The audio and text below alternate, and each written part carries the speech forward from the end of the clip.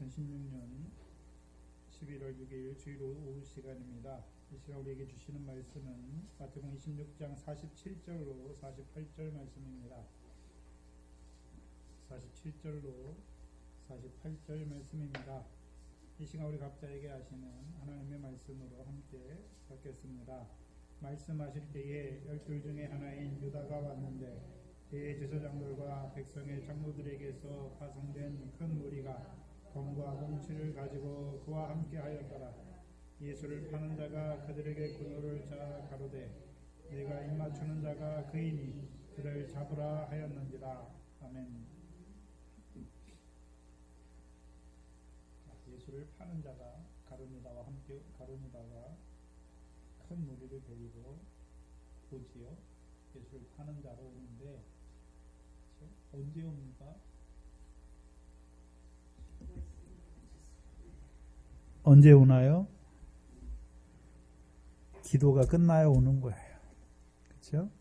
하나님의 뜻에서 온전히 하나가 될 때 이제 파는 자를 가룟유다가 오는 것이 아니라 하나님이 보내시는 거예요. 주께. 무슨 말씀하실 때요? 그게 오늘 47절에 말씀하실 때에 그럼 무엇을 말씀합니까? 겟세마네 기도가 끝난 후에 이제 제자들에게 뭘 말씀합니까? 이제는 자고 쉬라. 때가 가까웠으니 인자가 죄인의 손에 팔리우느니라. 일어나라. 함께 가자. 보라 파는 자가 가까이 왔느니라. 그러면 이제 주께서 기도를 통해서 하나님께서 이제 자기를 팔게 하셔서 이제 그 파는 자를 통하여 어디에 나아가게 하십니까? 십자가로 나아가게 하실 것을 확신하는 것이죠. 기도의 자리가 무엇입니까?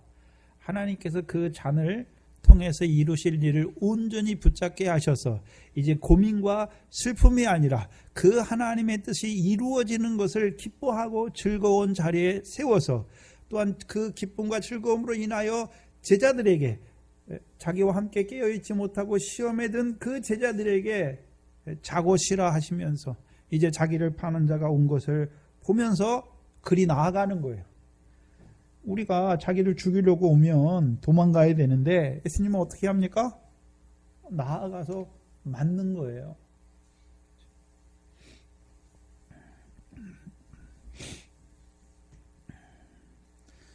말씀하실 때에 오는 것이죠. 누가 옵니까? 유다가 큰 무리를 데리고 오지요. 그럼 가룟유다는 겟세마네 함께 있지 않잖아요. 그렇죠? 겟세마네는 11명의 제자들이 있지요. 그럼 분명히 가룟유다는 그렇죠? 마태복음에는 나와 있지 않는데 요한복음을 한번 살펴보면 요한복음 13장을 보시면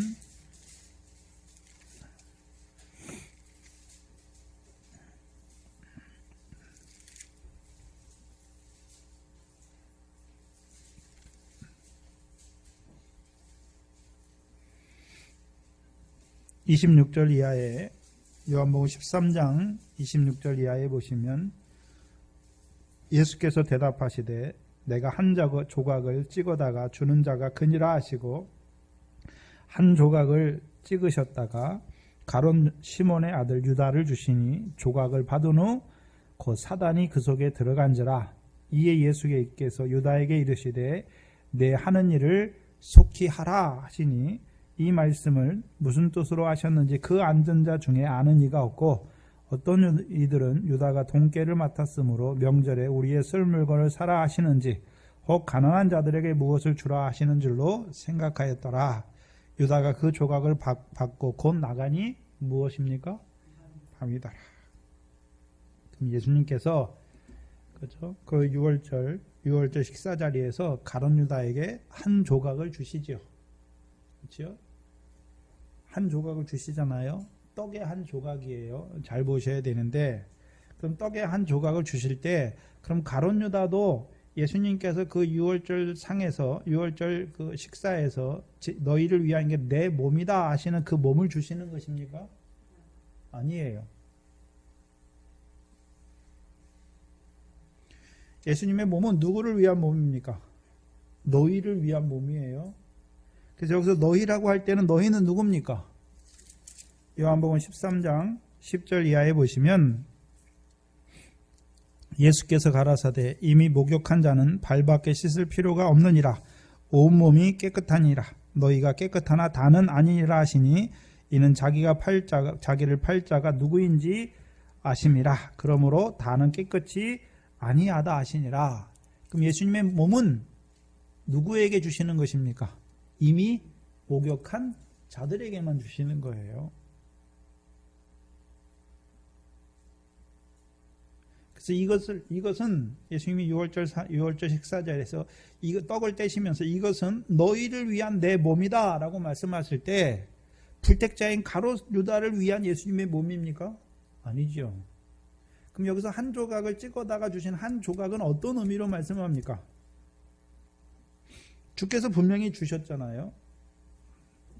시편 49편 41편 9절의 말씀을 이루시는 것인데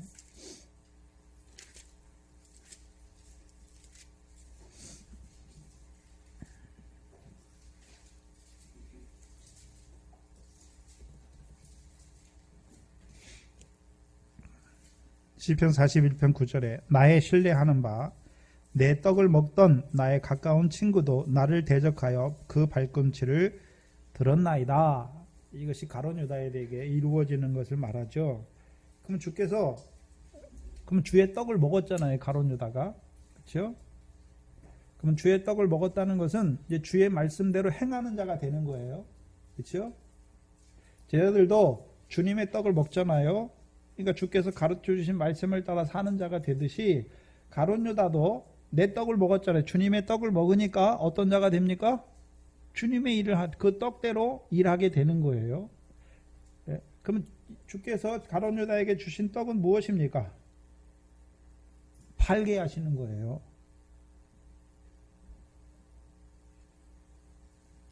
가롯 유다를 통해서 예수님께 이루어 가시는 일이 무엇입니까? 주를 팔게 하시는 거잖아요. 그렇죠? 자, 하나님께서 가롯 유다를 왜 부르셨습니까? 가롯 유다를 통해서 예수님을 팔게 하셔서 십자가에 죽게 하시는 거죠. 그래서 예수님께서 팔자로 부르셨잖아요. 그러면 예수님께서 가롯 유다에게 주는 떡은 무엇입니까? 이제 네가 나를 팔 때가 됐으니까 나가서 네 할 일을 하라는 거죠. 근데 가롯 유다가 일하는데 그 조각을 받을 때 뭐가 들어갔습니까? 가롯 유다에게 사단이 들어갔잖아요. 그러면 누구의 일을 하는 자가 됩니까? 사단의 일을 하는 거예요. 사단의 일을. 그래서 여러분 성경에 사단의 말이 있습니까? 없습니까? 전도사님을 통해서 잘 나타내 줬잖아요. 성경에 뱀의 말, 뱀, 사단이잖아요. 마귀잖아요. 마귀의 말이 있습니까? 없습니까? 창세기 3장에도 있고, 마귀가 예수님을 시험할 때도 마귀가 말하잖아요. 성경에 마귀의 말이 있습니까? 없습니까? 예? 성경에 사단이 말하는 게 있잖아요. 욥한테 와서도 하나님과 사단이 욥기에서도 말하고, 창세기 3장에서도 말하고, 그 다음에 예수님의 시험 때도 사단이 와서 뭐라고 합니까? 말하잖아요. 그럼 성경에 사단의 말이 있습니까? 있나요? 없잖아요. 왜 없습니까? 그럼 사단이 말한 것입니까? 그러면 그거는 사단의 말이라고 해야지 우리가 하나님 말씀이라고 하면 안 되잖아요. 성경은 다 누구 말씀입니까? 근데 어떻게 사단의 말이 어떻게 있어요? 사단으로 말하게 하신 거잖아요. 뭐 하려고요? 하나님의 뜻을 이루시려고. 그래서 할아버지가 손주들한테 자기가 옛날에 경험했던 걸 얘기하잖아요. 경험했던 거 얘기할 때, 그렇죠? 자기가 어떤 사람하고 있었던 일을 얘기할 때, 그렇죠? 전도사님을 통해서 어떤 사람이 소를 끌고 가다가 도적을 만났잖아요. 도적이 그 할아버지한테 이르는 말을 있잖아요. 다음에 손주나 자기 아들한테 들려줄 때는 도둑이 직접 와서 말합니까? 그 할아버지가 손주한테 아니면 자녀에게 말하는 것입니까? 우리가 예전에 겪었던 일을 말할 때 그 도둑이 직접 와서 그 손주에게 말하는 것이 아니라 할아버지가 도둑의 말을 누구한테 말해주는 것입니까? 자기가 경험한 거를 자식이나 손주한테 말하는 거잖아요. 성경도 하나님께서 사단을 통해서 이루신 역사를 기록해 놓고 사단의 말도 기록했는데 사단으로 우리에게 말합니까? 그 사단으로 하게 하신 말을 하나님의 말씀으로 우리에게 주십니까? 그러니까 사단의 말이 없는 거예요. 그럼 왜 사단으로 하여금 말하게 하신 것입니까? 그 사단의 말을 통해서 사단의 역사가 무엇을 이루어가는지를 보여주시는 거예요. 저와 여러분에게. 그럼 성경에 사단의 말이 있잖아요. 그럼 오늘도 사단이 하는 일이 무엇입니까? 창세기 3장에 처음 나오잖아요. 뭐라고 말합니까? 하나님 백성에게. 하나님이 참으로 너희에게 뭐뭐 하지 말라고 하더냐? 아니다. 그렇잖아요. 그 사단의 말이에요. 하나님 말씀인 것 같은데 아니에요. 하나님은 정령 먹지 말라. 먹는 날에 내가 죽을 것을 말씀했잖아요. 근데 사단의 말은 어떻습니까? 죽지 않아. 하나님이 참으로 너희로 먹게 하시더냐? 이거 먹지 말라 하시더냐? 뭐하게 하는 것입니까? 의심하게 하는 거예요. 의심하게. 하나님이 거짓말도 할 수 있다는 거. 그렇게 의심하게 만드는 거예요. 그럼 오늘도 사단의 역사, 마귀의 역사가 뭡니까? 미혹하잖아요. 미혹하는 거예요. 하나님의 말씀을 믿는 자들을 의심하게 해서 그 말씀을 미혹하게 하시는 거죠. 하나님의 말씀을 믿지 못하게 하는 것이죠. 또한 하나님의 말씀을 바꾸어서 거짓된 말씀으로 믿게 하시는 것이죠.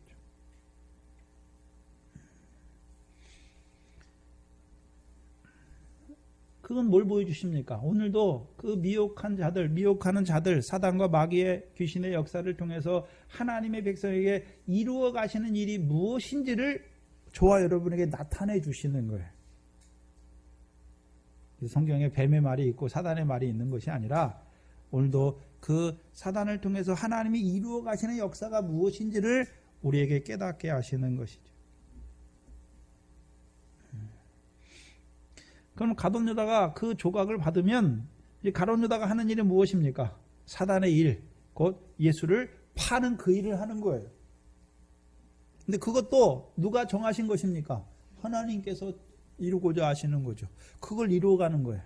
그럼 사단도 자기 마음대로 역사하고 있습니까? 하나님께서 사단을 세우신 그 뜻 안에서 역사하고 있습니까? 그게 하나님 말씀대로 이루어지는 거예요. 그래서 하박국 1장 12절에 하나님께서 그를 세웠는데 경계하시기 위해서 세웠잖아요.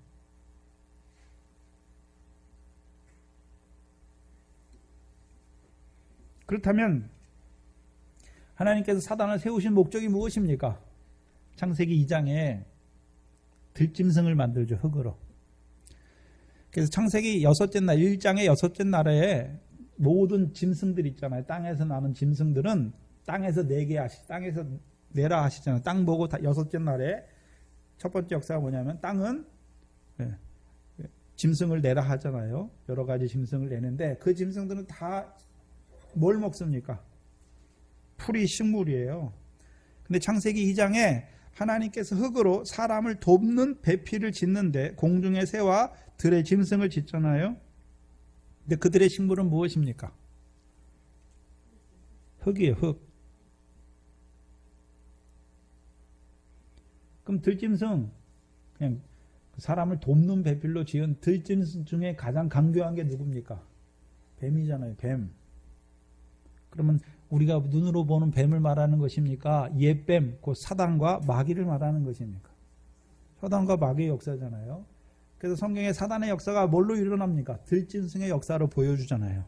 그래서 들짐승 중에 가장 강교한 게 뱀이고 너희 대적 마귀가 우는 사자를 말씀하시는 것이고 공중에 권세 잡은 자를 말씀하시는 것이고 죽음이 있는 곳에 독수리, 솔개가 모이는 것을 보여주시잖아요. 공중의 새와 들짐승의 역사, 그것을 통해서 그 사단의 역사를 보여주세요. 근데 사단은 그러면 들짐승 공중의 새를 왜 지었습니까? 돕기 위해서, 돕는 배필로 짓는 거예요. 사단의 역사가 일어나는 것은 우리를 해하려고 일어나는 것입니까? 도와주려고 일어나는 것입니까?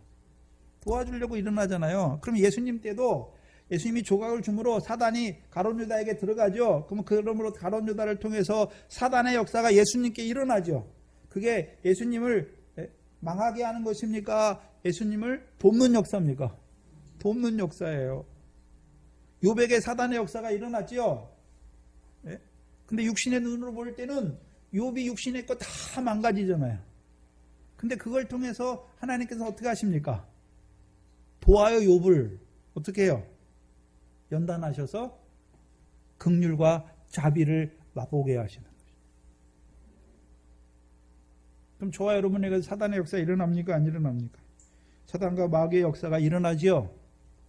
한 번 자고 쉬라고 말씀하잖아요. 그걸 통해서 어떻게 하십니까? 온전케 하세요. 돕게 하시는 돕는 역사예요. 그럼 사단이 가룟 유다에게 들어가서 가룟 유다가 그 사단의 역사를 이루기 위해서 예수님께 오는 거예요. 그게 돕는 역사예요.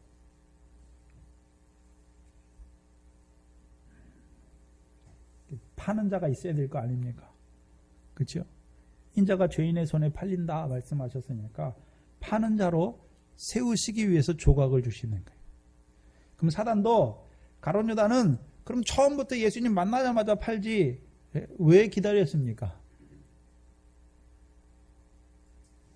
파는 것도 조각을 줘야 파는 거예요. 그렇죠? 사단의 역사가 괜히 아무 때나 막 일어나는 게 아니에요. 때가 되니까 일어나는 거예요. 그렇죠? 그래서 가룟 유다는 그 조각을 받고 나갔잖아요. 왜요? 사단의 일을 이루기 위해서 나가는 거죠. 그래서 그리고 예수님이 기도가 끝난 후에 사단이 어떻게 합니까? 가룟 유다가 예수를 팔기 위해서 오는 거예요. 고민하고 슬퍼하는 중에 오는 게 아니에요. 네? 이제 고민과 슬픔 가운데 있던 그가 기도함을 통해서 이제 하나님만 바라보는 뜻이 하나님과 하나가 될 때 그때 이제 가룟 유다가 오게 하시는 거예요. 그게 하나님의 섭리예요. 가룟 유다가 오는데 왜 옵니까? 무엇을 이루기 위해서 오나요? 인자를 팔기 위해서 오지요. 창세기 3장 15절의 말씀을 이루시기 위해서 오는 것입니다.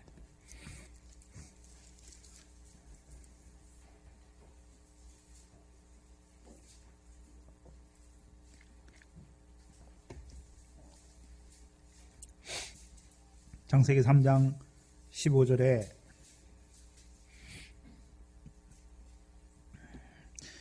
내가 너로 하나님께서 여기 너는 뱀이지요? 뱀이에요. 사단, 마귀 사단을 말하는 너로 여자와 원수가 되게 하고 그렇죠? 먼저는 여자와 원수가 돼요. 그렇죠? 너의 후손도 뱀의 후손도 여자의 후손과 원수가 되게 하리니 여자의 후손은 내 머리를 상하게 할 것이요 너는 그 여자의 후손의 발꿈치를 상하게 하리라. 이걸 이루시는 거죠. 그럼 여자의 후손으로 오신 분이 누굽니까? 아들이잖아요. 아들. 갈라디아 4장에 하나님이 아들을 보내셨는데 누구에게서 나게 하셨습니까? 여자에게서 나게 하시고 율법 아래 나게 하셨다. 그렇죠? 그럼 율법을 여자를 통해서 예언했잖아요. 여자의 후손이 오실 것을 얘기했고 율법 아래 나게 하신 것은 율법을 통하여 오실 아들에 대해서 약속하신 것이죠. 누구를 통해서요? 선지자들을 통해서. 그럼 그 아들이 그렇죠? 아들이 오셨는데 뭐하러 오셨습니까? 뱀의 머리를 상하게 하시는 거예요. 그러면 봐야 되는데 저와 여러분이 뱀은 누구라 그랬습니까? 사단, 마귀. 그럼 사단과 마귀는 우리처럼 육신이 있습니까? 영물입니까? 영이잖아요. 그럼 머리가 있습니까? 없습니까? 육신의 눈으로 보이는 머리가 없어요. 근데 어떻게 머리를 깨뜨립니까? 상하게 합니까? 뱀의 권세를 말하는 거예요. 뱀의 권세.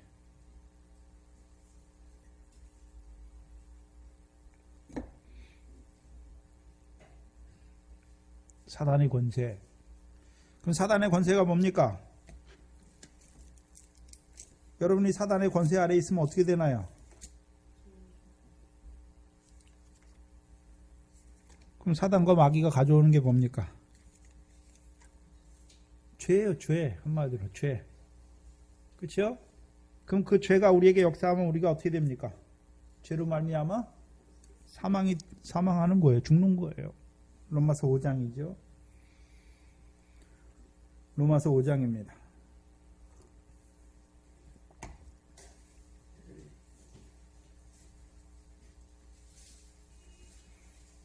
12절입니다. 이러므로 한 사람으로 말미암아 죄가 세상에 들어오고 죄로 말미암아 사망이 왔나니 이와 같이 모든 사람이 죄를 지었으므로 사망이 모든 사람에게 이르렀다. 그럼 아담 한 사람으로 말미암아 죄가 시작됐는데, 그렇죠? 근데 아담은 자기가 죄를 졌나요? 마귀의 그 뱀의 말을 듣고 그걸 따먹나요? 그래서 하나님의 말씀을 아담이 생명이 된 아담이 하나님의 말씀 받았어요. 근데 뱀의 역사가 일어나니까 그 하나님의 말씀을 저버리고 선악을 알게 하는 나무를 실과를 따먹음으로 말미암아 죄가 인간에게 들어오게 하고 그 죄로 말미암아 아담뿐만 아니라 아담 후손으로 오는 모든 자는 다 어디 안에 떨어집니까? 사망이 모든 사람에게 이르게 된 것이죠. 14절에 그러나 아담으로부터 모세까지 아담의 범죄와 같은 죄를 짓지 아니하는 자들 위에도 사망이 무슨 노릇합니까? 왕노릇하는 거예요. 사망이 왕노릇하게 되는 거죠. 그게 그러면 사단의 권세는 무엇입니까? 죄로 말미암아 하나님의 백성들에게 사망이 왕노릇하게 하는 것이죠. 그렇죠?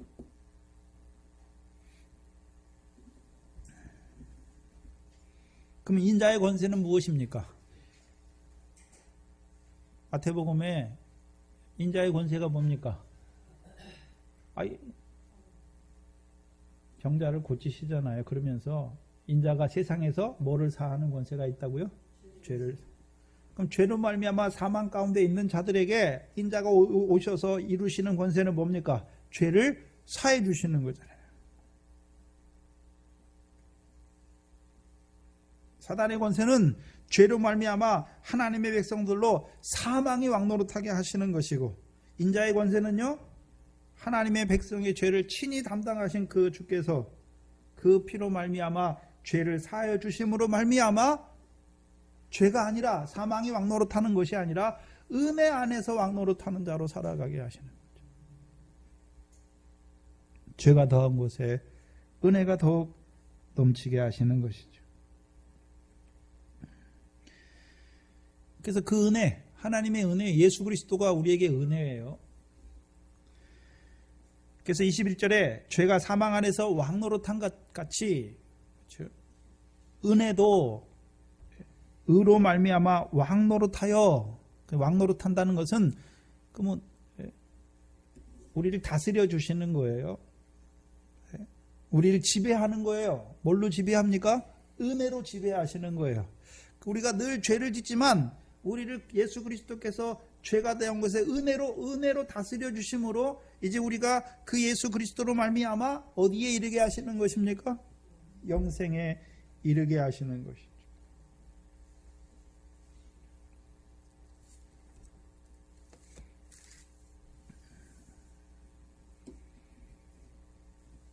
그렇다면 그 십자가는 예수님이 가룟 유다에게 사단에게 팔려서 십자가에 죽으시는 거예요. 그렇죠? 어떻게 보면 사단이 이기는 것 같아요. 그런데 자세히 보면요, 피 흘리심으로 말미암아 죄의 권세로 말미암아 사망 가운데 사망이 왕노릇함으로 하나님의 백성에게 죄로 말미암아 사망에 있는 그들에게 예수 그리스도께서 십자가에 피 흘리심으로 말미암아 죄 사해 주셔서 이제 은혜 안에서 영생에 이르는 자로 우리를 살리시는 것이죠. 그게 하나님의 법이에요.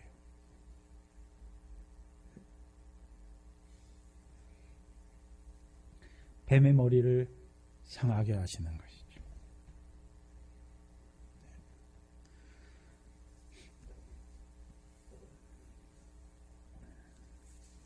고린도전서 15장입니다.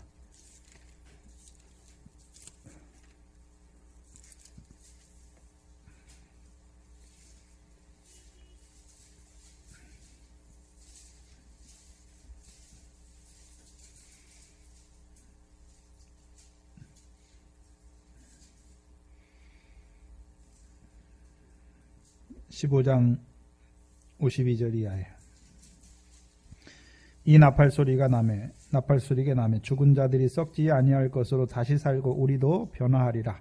이 썩을 것이 불갑을 썩지 아니할 것을 입겠고 이 죽을 것이 죽지 아니함을 입으리라. 언제를 말합니까? 마지막 부활 때를 말씀하죠.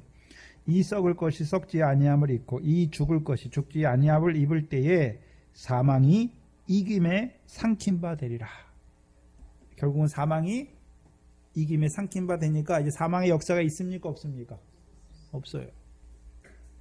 근데 이 고린도전서 15장의 문맥에서는 이제 온전히 그 사망이 이김에 삼킨 바 되어 사망의 역사가 없어지는 때가 언제입니까?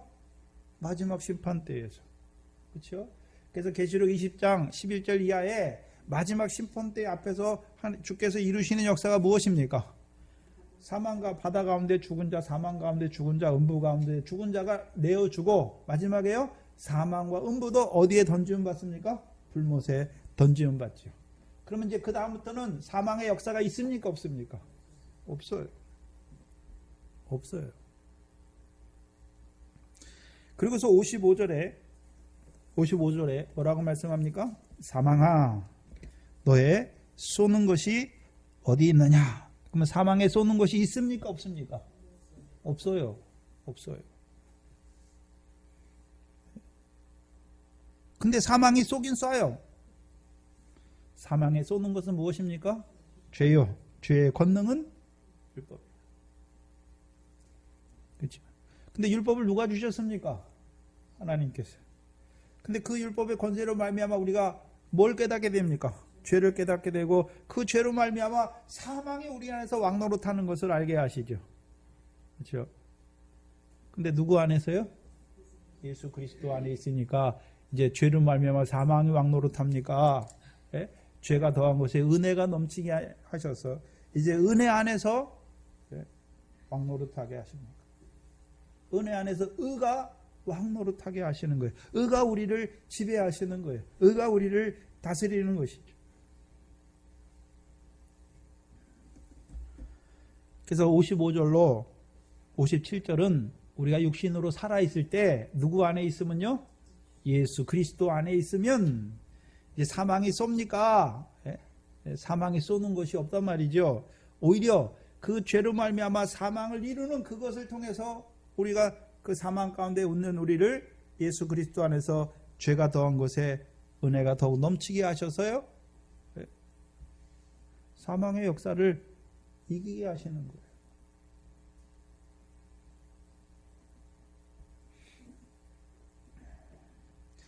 그래서 이기는 생활, 우리에게 이김을 누가 주십니까?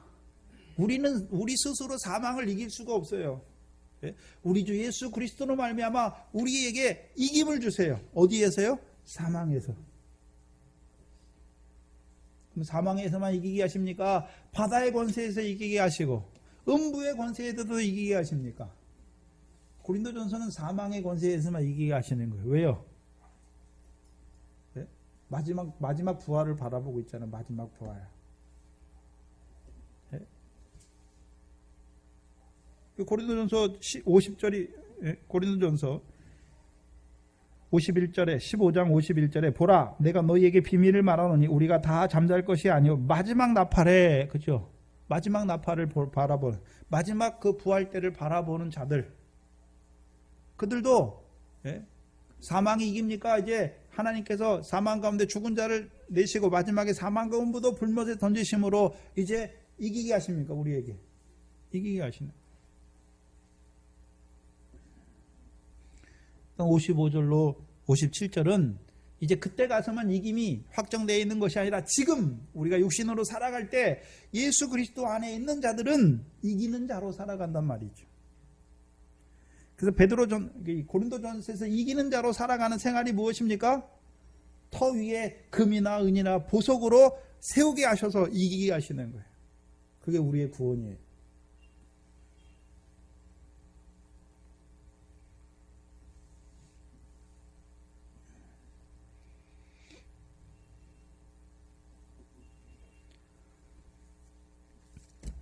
이사야서 25장입니다.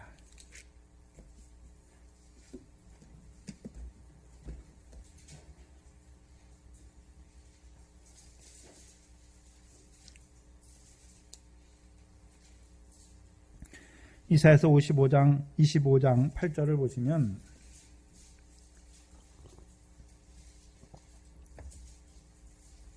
(8장 1절에) 뭘 영원히 멸하십니까? 사망을 영원히 멸하실 것이다. 그럼 하나님께서 하시는 일이 무엇입니까? 사망을 영원히 멸하시죠. 근데 6절에 보시면 이사야서 문맥 안에서 봐야 되니까 이사야서 25장 6절 이하에 만군의 여호와께서 이 산에서 만민을 위하여 기름진 것과 오래 저장하였던 포도주로 연회를 베풀리니 곧 골수가 가득한 기름진 것과 오래 저장하였던 맑은 포도주로 하실 것이며 또 이 산에서 모든 민족의 그 가리워진 면박과 열방의 그 덮인 휘장을 제하시며 사망을 영원히 멸하실 것이라. 그럼 이 산이 어디입니까? 시온산이에요. 시온산. 네. 그럼 성경에 시온산이 어디 있습니까?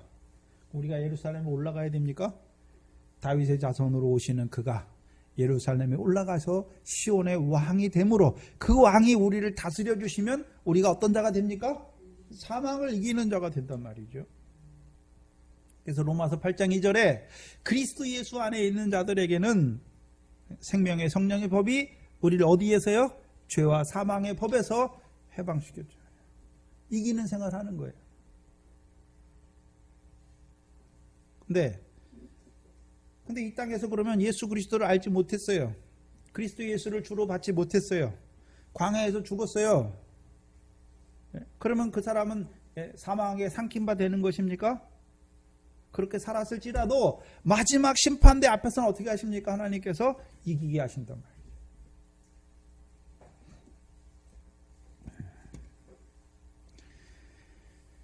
그래서 이 산에 올라오는 만민에게 이기게 하시는 거예요. 그래서 이사야서 9조에는 시온에 오시는 왕이에요.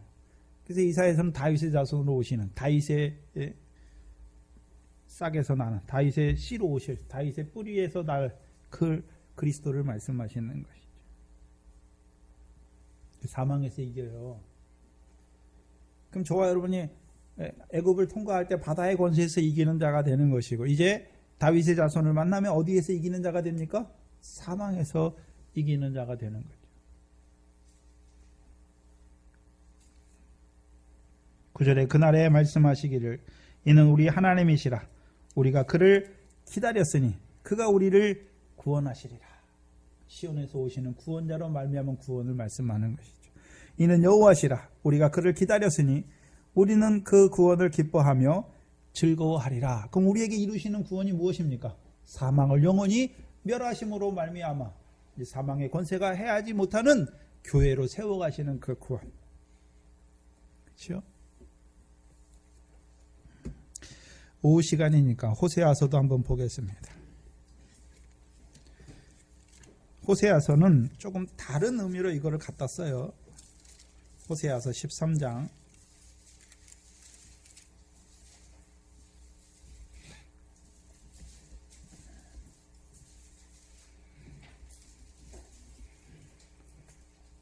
13장 14절에 보시면 내가 저희를 음부의 권세에서 속량하며 사망에서 구원하리니 사망아 내 재앙이 어디에 있느냐 음부야 내 멸망이 어디에 있느냐 네 유침이 내 목전에 숨으리라. 14절을 해석하는데 여러 가지로 해석하는데 문맥에 맞게 하면 다 의문문으로 돼 있는 거예요. 내가 너희를 음부의 권세에서 속량해야 하겠느냐? 속량해야 하는가? 사망에서 구속해야 한단 말인가? 사망아, 내 재앙이 어디 있느냐? 음부야, 내 멸망이 어디 있느냐? 뉘우침이 내 목전에 숨으리라. 구절을 봐야 되는데, 이스라엘아, 내가 패망하였나니 이는 너를 도와주는 나를 대적함이라. 호세아서는 하나님께서 이스라엘을 자꾸 부르시잖아요. 자기를 도우시는 여호와인데 오른손으로 붙드시고 의로운 오른손으로 붙드셔서 그들을 도우시는 여호와를 이스라엘 백성은 자꾸 어떻게 하고 있습니까? 대적하지요. 그럼 대적하는 너희를 그럼 내가 음부에서 대적하고 살아가는 너희를 내가 음부에서 구해야 되겠느냐? 사망에서 너희를 구하겠느냐? 안 구한단 말이죠. 그들을 멸하게 할 거란 말이죠. 그럼 멸한다는 것은 육적 이스라엘이 멸함을 받는다는 것은 어떤 자가 되는 것입니까? 음부의 권세에 죽는 자가 되는 것이고 사망의 권세에 죽는 자가 되는 것이죠. 그래서 하나님이 뉘우침이 없어요. 하나님이 이스라엘 백성을 치시다가도 그 마음에 뉘우치셔서 다시금 붙들어 주시는데 이제 북쪽 이스라엘이 하는 꼬라지를 보니까 자기를 돕는 하나님을 오히려 대적하는 그들을 보니까 하나님께서 그들을 어떻게 하십니까? 멸하게 하신단 말이죠. 어떻게 멸하게 하십니까? 음부의 권세에 죽게 하시고 사망의 권세에 죽게 하시는 거죠.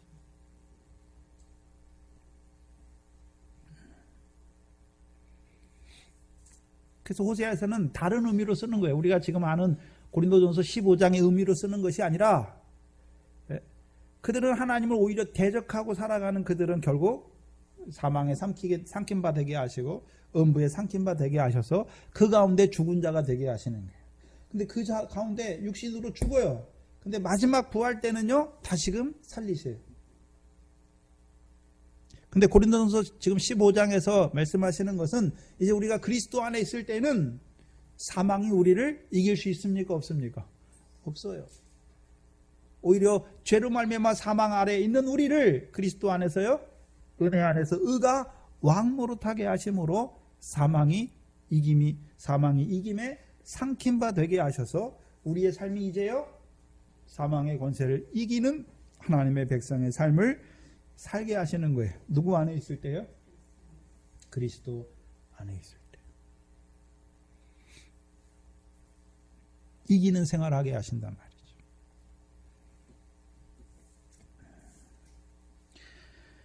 그러면 가룟 유다의 배후에 있는 사단의 역사를 봐야 되는 거예요. 예수님이 베드로가 나와서 말할 때, 그렇죠? 예수님이 항상 뭘 보고 있습니까? 사단아, 내 뒤로 물러가라. 너는 나를 넘어지게 하는 자로다. 내가 하나님의 일을 생각지 아니하고 사람의 일을 생각하는도다라고 말씀하시죠. 그렇죠? 그러면 예수님께서는 베드로라는 사람을 자기 앞에 있는 제자로만 보고 있습니까? 베드로의 입에서 나오는 말을 통해서 하나님의 일과 사람의 일을 구분시켜서 딱 보고 있습니까? 구분시키는 거예요. 그럼 가룟 유다의 배후에는 무슨 역사가 일어나고 있습니까? 가룟 유다가 그냥 자기가 하고 싶어서 예수를 팔는 것이 아니라 사단이 들어가니까 사단이 그를 붙들고 역사하니까 사단의 일을 이루어가는 것이죠. 그럼 사단이 하나님의 아들 예수를 왜 십자가에 못 박아 죽게 합니까? 하나님의 뜻을 이루려고 죽게 하는 게 아니에요. 그렇죠? 사단이 예수님이 딱 있잖아요. 예수님이 이 땅에 오셨어요. 그렇죠? 그럼 그 예수님을 왜 십자가에 죽게 하는 그 일에 사단이 애를 씁니까? 그럼 예수님께서 살아계실 때 무슨 일을 합니까? 마태복음 12장에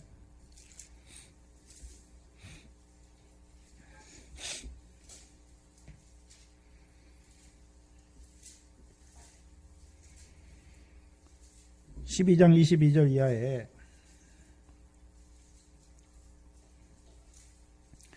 그때에 귀신 들려 눈 멀고 벙어리 된 자를 데리고 예수께 왔거늘 예수께서 고쳐주심에 벙어리가 말하며 보게 된지라 무리가 다 놀라 가로되 이는 다윗의 자손이 아니냐 하니 바리새인들은 듣고 가로되 이가 귀신의 왕 바알세불을 힘입지 않고는 귀신을 쫓아내지 못하느니라 하거늘 예수께서 저희 생각을 아시고 가라사대 스스로 분쟁하는 나라마다 황폐하여 질 것이요 스스로 분쟁하는 동네나 집마다 서지 못하리라.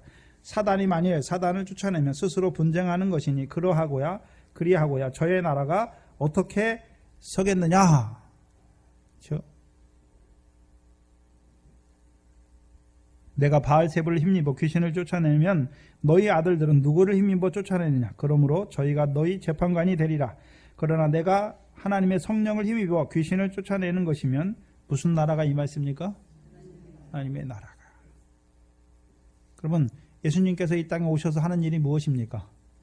귀신으로 말미암아 사단의 나라 안에 살아가는 그들에게 성령으로 말미암아 귀신을 내쫓아 주셔서 뭐가 임하게 합니까? 하나님의 나라가.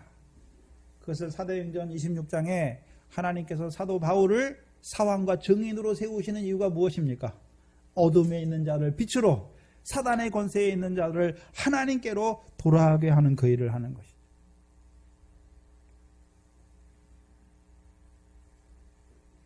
그럼 예수님께서 살아계실 때 하는 일이 무엇입니까? 이 사단과 마귀는 죄와 시험을 통해서 하나님의 백성을 죄에 떨어지게 해서 사망으로 말미암아 하나님과 관계가 끊어진 자로 세워가는 것이죠. 죄로 말미암아 사망이 왕노릇하는 그 가운데서 기뻐하고 즐거워해서 사망 가운데 망하는 자로 세우는 거예요. 그건 하나님 나라에서 이루어가는 일이고, 그 전에는 애굽에서는, 광야에서는요, 바다의 권세 아래, 육체를 따라 살다가 바다의 권세 아래 하나님 백성을 그 가운데 죽은 자로 살게 하시는 거예요. 예수님이 하는 일은 무엇입니까? 29절이에요. 29절. 마태복음 12장 29절이죠.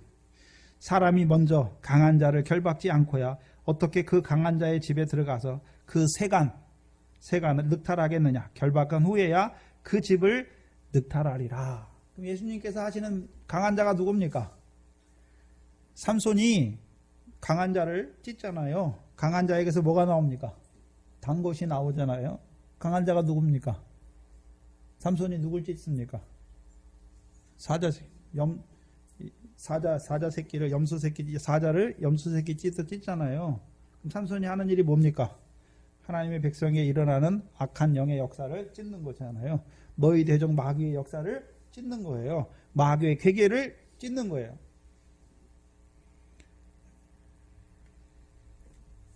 마귀를 대적하라 말씀하시잖아요. 그럼 예수님께서 이 땅에 살아계실 때 하는 일이 무엇입니까? 성령으로 귀신을 쫓아내지요. 그래서 마귀를, 강한 자를 결박하고서 그 집에 있는 세간을 갖고 나오는 거예요. 그럼 사단의 권세 아래 사단에게 무슨 살림살이가 있습니까? 사단의 권세 아래 살아가는 하나님의 백성들을 어떻게 하는 것입니까?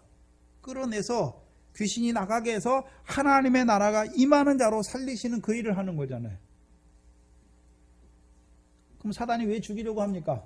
그 일 못하게 하려고. 예수를 죽이면 그 일을 못하잖아요. 그래서 자기 딴에는요, 하나님의 아들, 그 아들을 십자가에 못 박아 죽게 함으로 자기들이 그 일을, 예수께서 이 땅에 계실 때 하는 그 일을 못하게 하는 거잖아요. 그 자기들이 이긴 것 같았어요.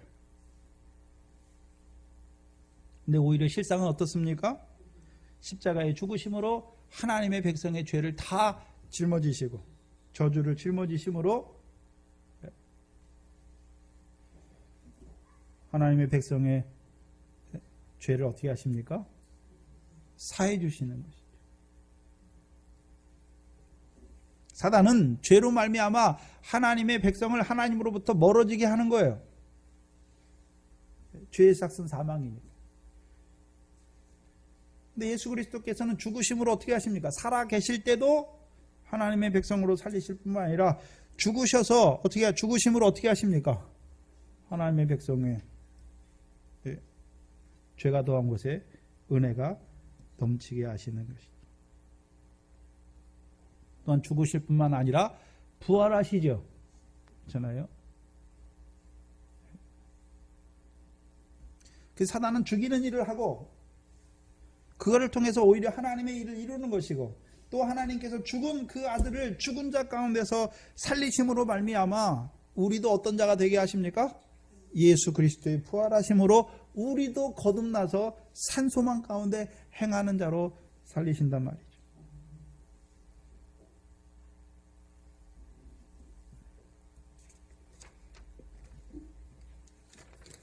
그러면 하나님께서 사단을 통해서 죄를 허락하시고, 그렇죠?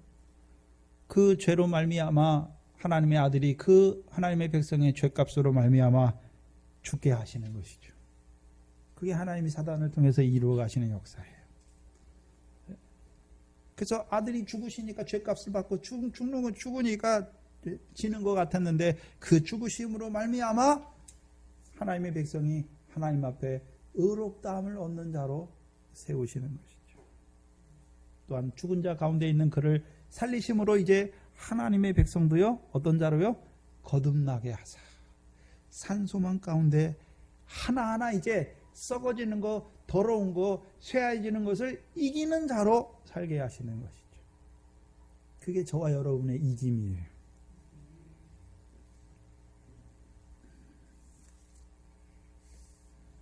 근데 그 이김은 어디 안에 있을 때만 이깁니까? 그리스도 안에 있을 때만. 그리스도의 피 안에 있을 때 이기는 것입니다.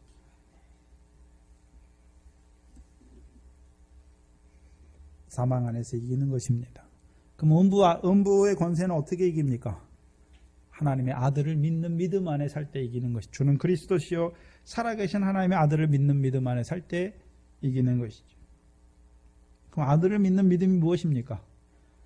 그 아들이 우리를 위해 죽으심으로 우리가 그 사랑을 알고 이제 그 사랑을 알았으니까 이제 내가 나를 위해서 사는 것이 아니라 나를 위해 죽으신 그 아들을 믿는 믿음 안에 살게 되는 것이죠. 갈라디아서 2장 20절 이하죠. 그걸 이루어 가시는 거예요. 예수님께서 가룟 유다에게 팔려가지고 그냥 죽었다. 그렇게 단순하게 보는 것이 아니라 이미 성경 창세기 3장 15절로 하신 말씀을 이루어 가시는 것이죠. 그래서 그 이루어지는 것이 이제 예수 그리스도께서 죽으심으로 말미암아 하나님의 백성이 의롭다함을 얻는 것이고 또한 죽은 그 가운데 있는 자를 살리심으로 하나님의 백성도 이제 부활의 산 생명 가운데 소망 가운데 살게 하심으로 이기게 하시는 것이죠. 48절에 누구와 함께 옵니까? 대제사장들과 백성의 장로들에게 파송된 큰 무리와 함께 옵니다. 그러면 이 가룟 유다와 함께 오는 자들, 그렇죠? 가룟 유다와 함께 오는 자들 누구에게 파송됐습니까? 대제사장들과 백성의 장로들에게서 파송된 자들이죠. 예수님의 제자들은 누구에게 파송받습니까? 예수님께. 그렇죠? 예수님께 파송받으면 예수님께서 그들에게 뭘 주십니까? 마태복음 10장에 뭘 주셨습니까? 귀신을 쫓아내고 모든 병과 모든 연약한 것을 고치는 권능을 주시는 거. 그럼 대제사장은 자기들이 보내는 그 무리에게 뭘 줍니까?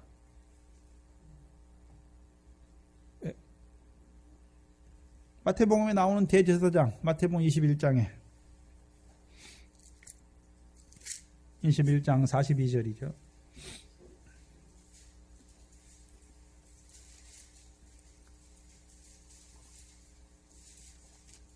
21장은 성전에 들어가셔서 예수님께서 그 대제사장들과 대화를 쭉 보여주세요.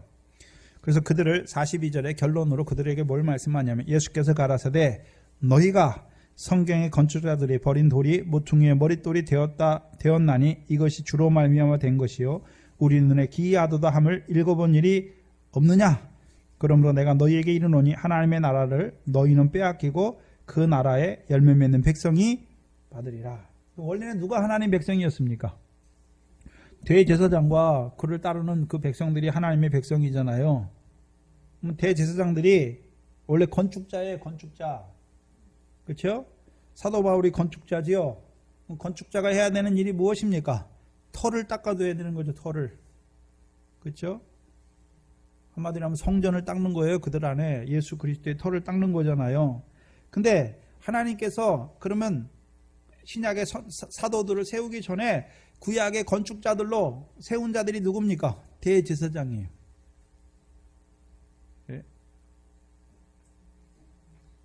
근데 그들은 영원한 제사장입니까? 잠깐 육신으로 있을 때 제사장입니까?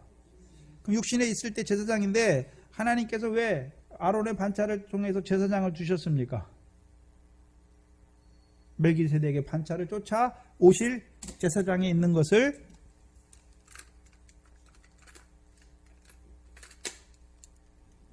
누가 먼저 깨달아야 됩니까? 제사장들이. 그럼 제사장들이 백성의 제사를 드리잖아요. 하나님 앞에 나오는 백성에게 제사를 드리잖아요. 근데 뭘 가지고 드립니까? 짐승의 피를 갖고 드리잖아요. 근데 짐승의 피가 하나님 백성의 죄를 없이 할 수 있습니까? 없습니까? 없잖아요. 그래서 성경이 말하는 바가 뭡니까? 하나님의 어린 양이 오실 것을 말씀했잖아요. 참 제사장이 오실 것을 말씀했잖아요. 그러면 그들이 그 제사를 통해서 자기들이 참 제사장으로 오실 분을 바라봤다면 그들이 먼저 자기 백성들을 데리고 누구에게 나가야 됩니까? 제사장으로 오신 그분에게, 세상 죄를 지고 갈 하나님의 어린 양에게 나아가야 되는 것이죠. 그렇죠? 근데 오히려 어떻게 됩니까? 제사라는 그거 형식을 붙잡고 있으므로 오히려 모퉁이 돌을 부인하는 자가 되죠. 근데 세례 요한은 샤가라의 아들이잖아요. 샤가라는 제사장의 반차를 쫓아서 성전에서 섬기는 자잖아요. 그럼 세례 요한도 어떤 자입니까? 제사장이에요. 그럼 세례 요한을 쫓아다니면 세례 요한 제사장에게 나가는 자는 이제 누구에게 나갑니까? 세상 죄를 지고 가는 하나님의 어린 양에게 나아가는 거예요. 그럼 세례 요한은 뭘 닦아줍니까? 예수를 닦아주잖아요. 또한 그 예수가 그리스도임을 알게 하셔서, 그렇죠? 그리스도에게 나아가게 하셔서 예수 그리스도의 터가 닦아지게 하는 것이고, 율법 아래에 있는 제사장들은 계속 어디서 제사 드리게 합니까? 성전에서. 그래서 참 제사장으로 오시는 그 예수 그리스도를 버리는 자들이래요. 모퉁이 돌을, 시온의 모퉁이 돌을 버리는 자가 되는 것이죠. 그들을 말해서 21장에 뿌리까지 마른 무화과 나무가 되게 하시는 거죠. 하나님께서. 그게 악한 나무예요. 그러면 대제사장에서 보내심을 받은 자들은 누구의 교훈을 받은 자들입니까? 대제사장의 교훈을 받은 자리예요. 두 번째, 장로들은요. 마태복음 15장 1절에 예루살렘에서 온 서기관 바리새인들이 예수님께 나와서 뭐라 그럽니까? 왜 장로들의 유전을 지키지 않습니까? 그러니까 예수님께서 그 장로들의 유전을 지키는 자들, 그들에 대해서 뭐라고 말합니까? 사람의 계명으로 교훈을 삼아 가르침으로 하나님의 말씀, 하나님의 계명을 폐하는 자들이라고 말하잖아요. 예수님을 잡으러 올 때 누가 잡으러 옵니까? 유다와 함께. 대제사장의 교훈과 장로들의 교훈을 받은 자들이 잡으러 오는 거예요. 그럼 그들은 다 어디에 속한 자들입니까? 사단에게 속한 자예요. 오히려 대적하는 것이죠. 반대하는 거예요. 해치는 자예요. 해치는 자.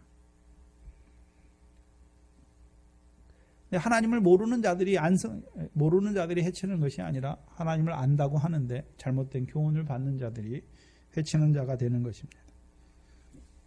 뭘 가지고 옵니까? 검과 뭉치, 우리말로 하면 곤봉, 경찰들 가지고 있는 곤봉이나 몽둥이가 있는 것이죠. 이들이 가진 검, 육신의 검만 말하는 것이 아니라 우리는 성령의 검, 곧 하나님의 말씀을 가지고 있지요. 근데 그들은 똑같은 하나님의 말씀인데 대제사장과 장로들의 교훈을 따르면 그게 하나님 말씀입니까? 사람의 계명입니까? 사람의 계명이에요. 하나님 말씀이라고 하는데 사람의 계명을 가지고 와요. 마귀의 계계를 이루는 것이죠. 그 몽둥이는 무엇입니까? 때리는 거예요. 핍박의 자리에 핍박을 더하게 하는 몽둥이를 가져오는 거예요. 가룟 유다와 함께 오지요. 근데 밤중인데 가룟 유다가 어떻게 그들을 이끌고 겟세마네까지 옵니까? 요한복음 18장에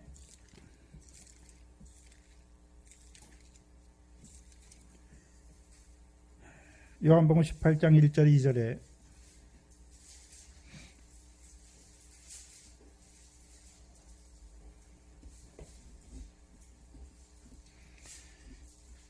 예수께서 이 말씀을 하시고 제자들과 함께 기드론 시내 저편으로 나가시니 거기는 동산이 있는데 제자들과 함께 들어가시다. 거기는 예수께서 제자들과 가끔 모이시는 곳이므로 예수를 파는 유다도 그것을 알더라. 유다가 예수님을 쫓아 어디 갔습니까? 겟세마네 갔잖아요. 그렇죠? 그것을 아는 거예요. 그 예수님이 기도하려면 가룟 유다 모르는 데 가서 기도하면 어떻게 팝니까? 뭐 팔리지 못해요. 그러니까 아는 곳에 가서 기도하는 거예요.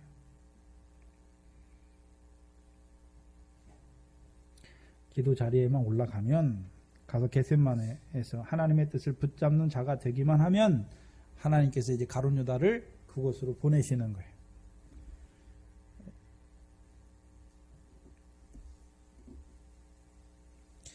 다니엘을 보면 그렇죠?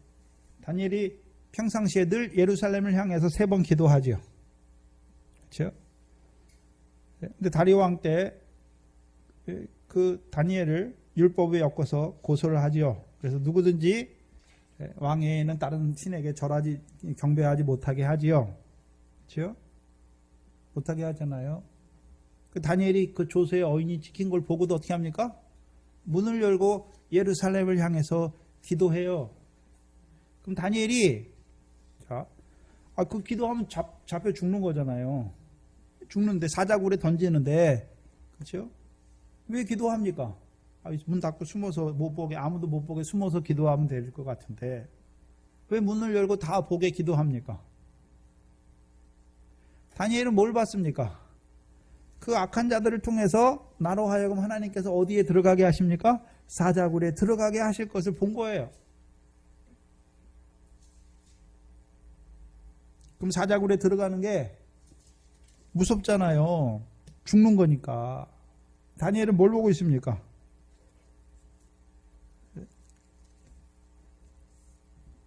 이미 순교의 자리에는 지나갔잖아요. 사시는 하나님의 종.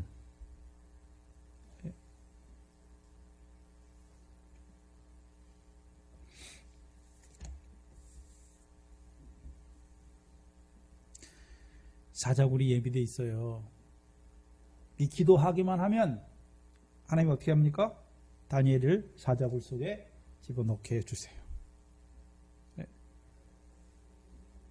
예수님만 그렇게 되는 거, 다니엘만 그렇게 된 거 보지 마시고 저와 여러분도 겟세마네에서 하나님과 사람을 영화롭게 하는 그 기도의 자리가 있으면 가룟 유다와 같은 자를 통해서 우리는 어디에 집어넣으십니까?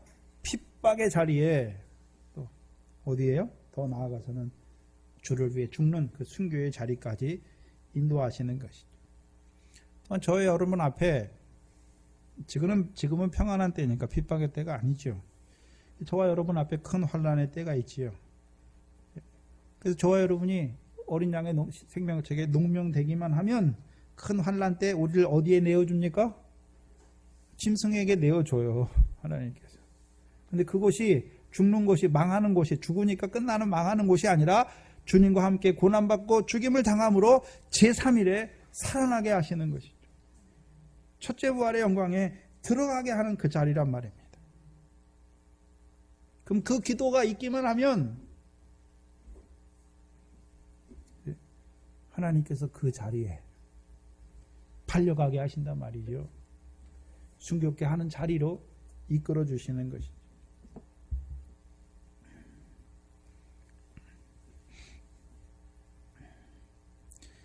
검과 몽치를 두려워하지 마세요. 근데 두렵죠. 예수 믿는 것 때문에 죽인다 그러고 예수 믿는 것 때문에 때린다 그러면 얼마나 두렵습니까? 네? 또 검과 몽치를 가지고 오니까 베드로처럼 그거를 맞짱 떠가지고 대적해서 싸워서 이기려고 그래요.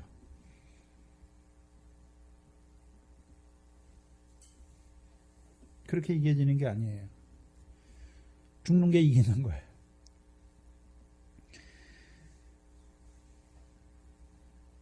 (48절에) 예수를 파는 자가 그에게 군호를 짜 가로되 내가 입맞추는 자가 그이니 그를 잡으라 하였는지라. 그래서 가룟 유다가 예수님과 입맞추지요. 그렇죠? 입맞춘다는 의미가 그냥 단순히 예수님의 유대인의 인사법인데 그냥 입 맞춘다는 걸 말하는 게 아니에요. 여기서는. 그렇죠? 마태복음 5장을 보시면 5장 1절 2절을 보시면 예수님의 입은 뭐가 나오는 입입니까? 2절에 마태복음 5장 2절에 입을 열어 가르쳐 가라사대. 그럼 그 입에서 뭐가 나옵니까? 가르침이 나오잖아요. 가르침. 말씀이 나오는 거죠. 그럼 그 말씀이 우리의 뭡니까? 형의 양식이죠. 입을 가르쳤으니까 우리도 입을 벌려서 그 양식을 받아먹는 것이죠. 네. 마태복음 13장 35절도 보시면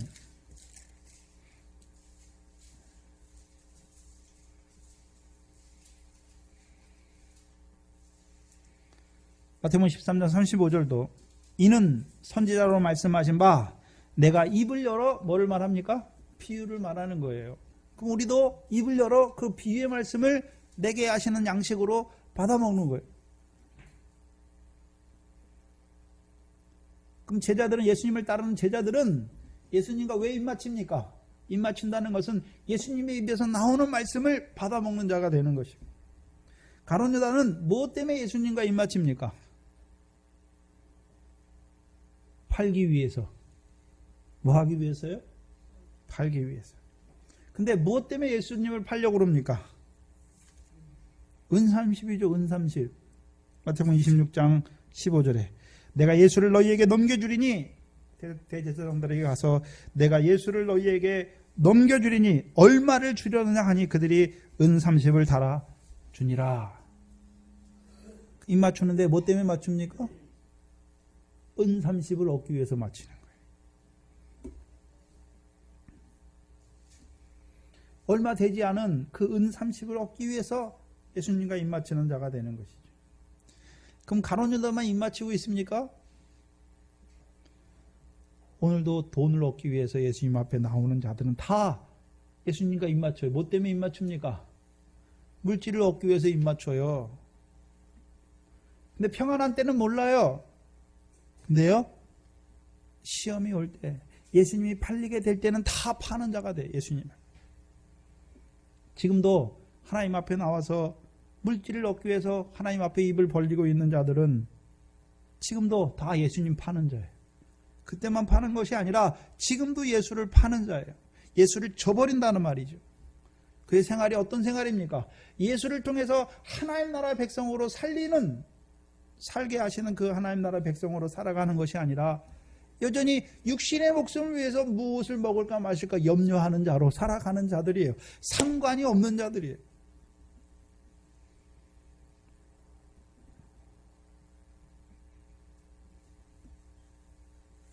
하나님과 재물을 겸하여 섬기는 것입니다.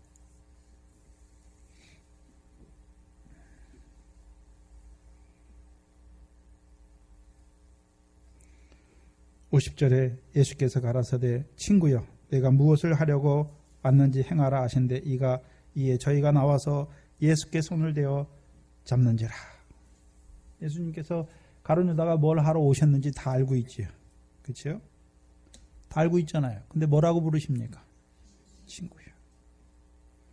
자기를 팔러 왔으면 우리가 육신적으로 생각할 때는 3년 동안이나 자기를 쫓아다녔는데 은30에 자기를 팔려고 오는 그 가룟 유다를 볼 때 우리 같으면 어떻게 하겠습니까? 내가 너한테 해준 게 이런데 네가 어떻게 나를 팔 수가 있어? 하고 이게 원수 같은 놈아 이렇게 해야 될 것 같은데 예수님께서는 친구요 말하는 것이죠. 성경엔 친구가 두 가지예요. 친구가 좋은 의미의 친구가 있고 이 가룟 유다는 나쁜 의미의 친구예요. 요한복음 15장에 보시면 누가 친구입니까?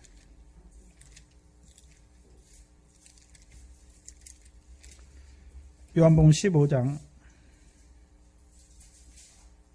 14절 15절에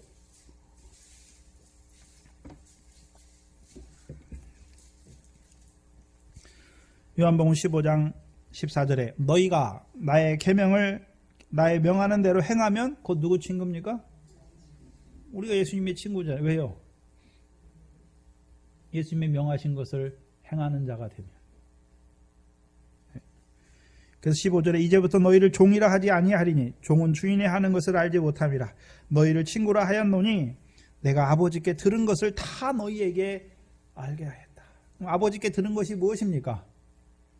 하나님께서 영원한 때 전부터 약속하신 것이 무엇입니까? 영생이에요, 영생. 그러면 예수님께서 이 땅에 참 포도나무로 오셨는데 우리를 가지로 접붙여 주시는 이유가 무엇입니까? 새 계명. 내가 너희를 사랑한 것 같이 너희도 서로 사랑하라. 뭐 하는 자라요? 영생에 이르는 열매 맺는 자로 살리시는 것이죠. 그게 친구예요.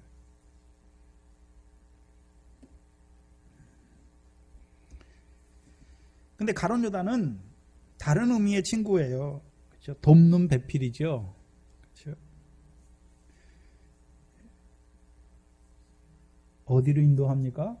십자가로. 그렇죠? 십자가로 인도하는 친구예요. 그럼 십자가로 가는 그 길은 무엇과 무엇이 있는 길입니까? 고난과 죽음이 있는 길이잖아요. 그렇죠?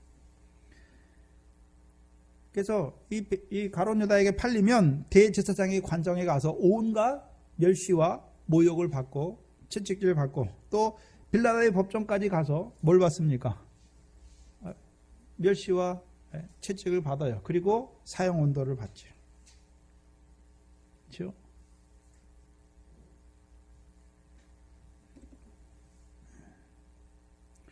그 자리까지 인도해야 되잖아요. 그래야 고난받고 죽을 수 있는 것이죠. 하나님의 뜻이 이루어지게 하는 친구예요. 네?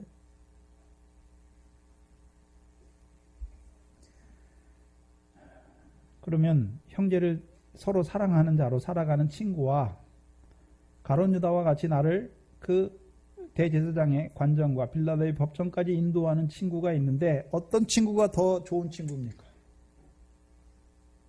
어떤 친구가 더 귀한 친구입니까? 가룟 유다가 더 귀한 친구죠. 왜요? 그럼 저와 여러분에게도 가룟 유다와 같은 자가 있어요. 우리를 어디로 인도합니까? 고난과 핍박을 받고 죽은 그 자리를 우리 인도해요. 그래서 마태복음 10장 16절 이하에 내가 너희를 보름이 양을 이리 가운데 보낸 같도다. 사람들을 주의하라. 저희가 너희를 어디에 넘겨줍니까? 공회에 넘겨주고 죽는데 넘겨주잖아요. 그들이 누굽니까? 친구예요. 왜요? 그들을 통해서 핍박의 자리에 나아가게 하셔서 핍박으로 말미암아 기뻐하고 즐거워하는 자가 되게 하시는 거죠. 근데 문제는 겟세마네의 기도가 없으면 그 핍박 때문에 부인하고 도망가는 자가 되고 겟세마네의 기도를 통해서 그 핍박의 자리에 나아가게 하시는 하나님의 뜻을 알게 되면 그 핍박을 받는 것이 복이니까 기뻐하고 즐거워하는 자가 되는 것이죠. 하늘에서 너희 상이 큼을 알게 되는 것이죠. 왜 하나님이 우리에게 핍박을 주시는 것입니까? 핍박은 아무나 주는 게 아니 자라나는 자들에게 왜 주십니까? 하늘에 더 큰 상을 얻게 하시려고. 결실하는 것도 좋아요. 열매 맺는 것도 좋아요. 근데 우리에게 고난과 그 핍박과 죽음의 자리에 우리를 들어가게 하시는 이유가 무엇입니까? 첫째 부활의 영광에 들어가게 하시려고. 그럼 우리를 첫째 부활로 인도하는 그 친구가 얼마나 귀한 친구입니까? 저와 여러분의 눈이 제가 요즘에 자꾸 눈 얘기를 하는데 누가 친구고 누가 원수인지를 잘 몰라요. 육신에 사로잡혀 있으면 나를 괴롭게 하고 나를 힘들게 하는 저 사람이 꼭 원수 같아요. 여러분의 남편이 원수라 그러잖아요, 맨날. 그렇죠? 내가 저 남편 만나가지고. 남편이 친구예요. 나를 연단하는 거잖아요. 남편을 사랑하게, 남편을 통해서 내 속에 미움이 있는 걸 알게 하시잖아요. 그렇죠? 그래서 그 미움 때문에 하나님 앞에 엎드리게 하시고, 이제 잘못하는 그 남편을 사랑하는 자로 세워서 그 남편을 통해서 나로 무슨 열매 맺게 하십니까? 사랑의 열매 맺게 하시는 거예요. 근데 그걸 잘못 보면 원수로 보잖아요. 아니에요. 물론 부부는 하나님이 왜 세워줬습니까? 동일한 유업을 함께 받을 자들로 세워가신 거예요. 그래서 부부가 함께 신앙생활 하는 게 복이에요. 부부가 함께 신앙생활 못하면 한쪽이 한쪽을 연단하는 도구가 될 수밖에 없어요. 도구가 돼요. 그러니까 믿음이 그 남편이 아내보다 믿음이 없어요. 연약해요. 여전히 그리스도 안에 있는데 육체를 따라 하는 어린아이 같아요. 그럼 어떻게 합니까? 그것 때문에 하나님이 연단하세요. 그것을 통해서. 뜻이 같아야 돼요. 뜻이 같으면 더 빨리 갈 수 있어요. 뜻이 같으면 그 부부를 통해서 하나님의 일을 더 온전하게 이룰 수 있죠.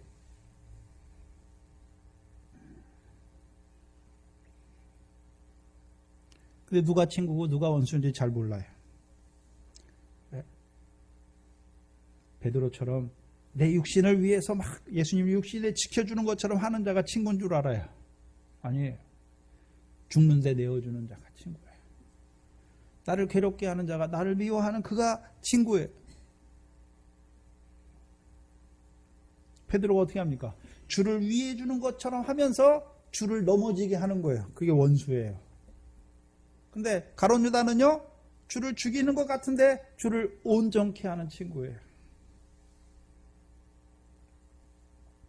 이게 저와 여러분의 원수가 누굽니까? 우리 집안 식구예요. 집안 식구예요. 왜 집안 식구입니까? 나를 자꾸 넘어지게. 왜요? 내가 육신의 인정줄이 있으면 계속 넘어져. 아내 때문에 넘어지고 뭐해 이래서 넘어지고 뭐해서 믿음을 못 지켜요. 그럼 넘어지는 거예요. 근데 내가 믿음을 지키려고 하면 넘어지는 게 아니라 그것을 통해서 나를 연단하셔서 온전케 하시는 거예요. 하나하나. 문제는 뭐냐 하면 믿음 없는 사람 말에 들으면 안 돼요. 믿음 없는 사람의 말을. 물론 어떨 때는 하나님께서 내가 잘못하고 이럴 때는 믿음 없는 사람을 통해서 하나님의 말씀을 들려줄 때도 있어요. 근데 대부분의 경우에는 믿음 없는 사람 말이 이렇게 하자 해요. 남편에게 순종해야 되는데 주 안에서 하는 거예요. 주 안에서. 그냥 다 순종하는 게 아니라 주 안에서. 교회가 문제가 뭐냐면 믿음 없는 사람의 말을 들으면 교회가 흔들리게 돼 있어요. 풍지풍파가 나요.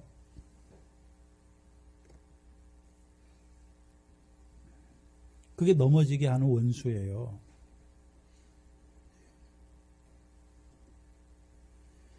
저와 여러분이 친구가 누군지, 나를 넘어지게 하는 자가 누군지 잘 봐야 돼요. 우리가 평안할 때 잘 넘어지고요. 내 육신을 위해서 해준다고 하는 사람 때문에 넘어져요. 나를 괴롭게 하는 사람 때문에 잘 안 넘어져요. 나를 괴롭게 하는 그것 때문에 괴로움 가지고 하나님 앞에 기도하면서 온전해지는 것이고, 나의 육신에 평안하는 평안하게 하는 그것 때문에 잘 넘어지는 것이죠. 또한 이제 믿음이 자라가면 그 사단의 역사까지도 일으켜 주셔서 우리로 하여금 그 핍박의 자리까지 나아가게 하시는 그 친구로 우리를 그 자리에 빌라도의 법정까지 나아가게 하시는 거예요. 그게 친구예요. 그 사람이 무슨 좋아서 친구가 아니라 나를 8번째 복을 받는 자리로 인도하는 친구예요.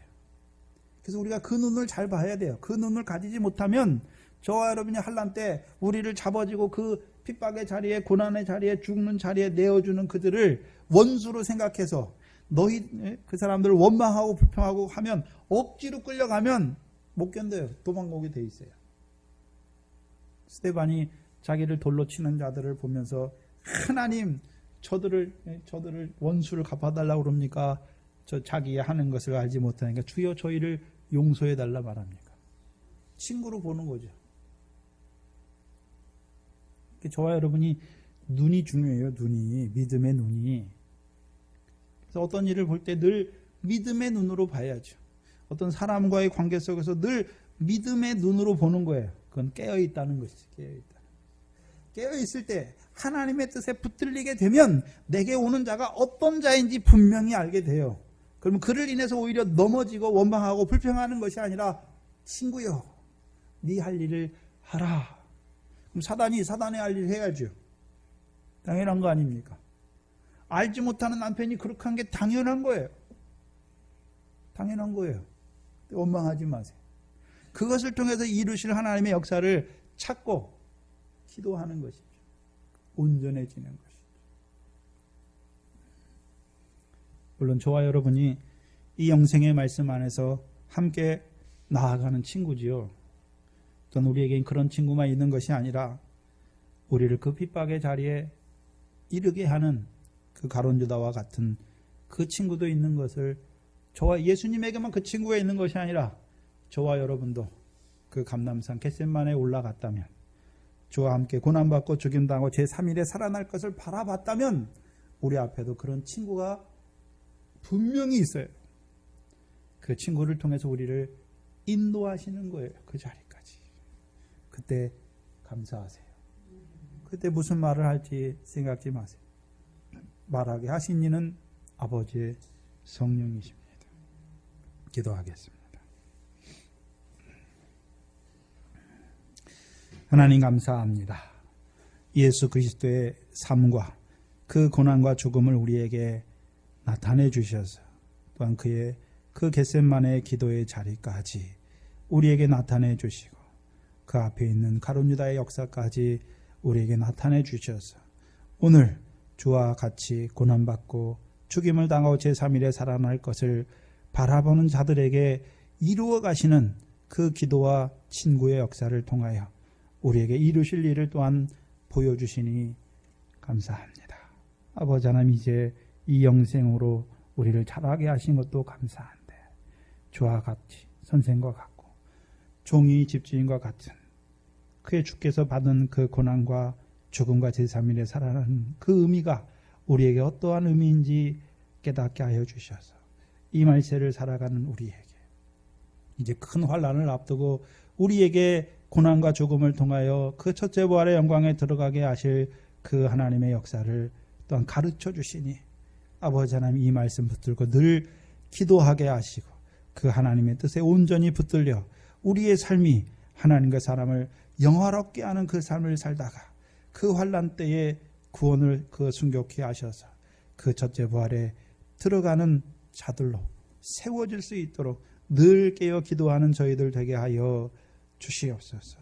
이곳에 주의 몸된 교회를 세워주시고 이제 마지막 때에 우리에게 이루어 가실 그 인자의 오심을 위한 세상 끝의 징조까지 깨닫게 하셔서 우리로 하여금 큰 환난을 통해서 이루시는 그 첫째 부활의 영광까지 나타내 주시니 감사합니다. 우리의 한날 한날의 삶이 그 감람의 가지로 열매를 맺게 하셔서 이제 열매대로 기름을 짜는 그 생활을 하다가 이제 그 환난 때에 그 신랑 예수와 함께 그 공중 혼인잔치에 들어가는 저희들 될 수 있도록 우리를 붙들어 주시옵소서. 예수님의 이름으로 기도하옵나이다. 아멘. 전성가 503장입니다.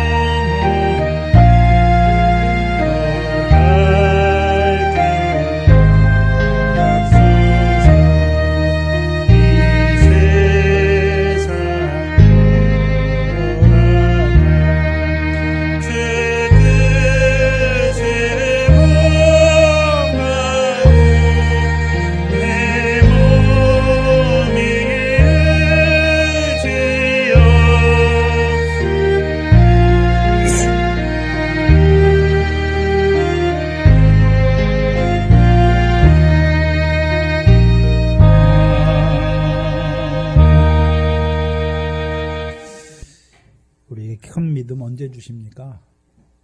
의지할 것 없을 때 하나님만 의지하게 하신 다음에 큰 믿음을 주세요. 그렇죠? 그래서 여러분에게 인생을 살아가는 우리에게 하나님이 여러 가지 시험과 연단을 주십니다. 그게 없는 게 복이 아니라 그게 많은 게 복이에요. 시험이 많은 게 복이죠. 우리를 온전케 하시는 시험입니다. 예수 그리스도에 나타날 때 칭찬과 영광과 존귀를 얻게 하는 시험이죠. 근데 문제는 그 시험을 놓고 예수님처럼 기도하는 자가 돼야 되죠. 예수님이 잔이 예수님의 시험이듯이. 근데 우리가 예수님의 잔까지 자라나지 못했으면 저와 여러분 앞에 그 말씀을 통해서 이루시는 그 시험을 바라보면서 늘 기도하시고 깨어 있어야 돼요.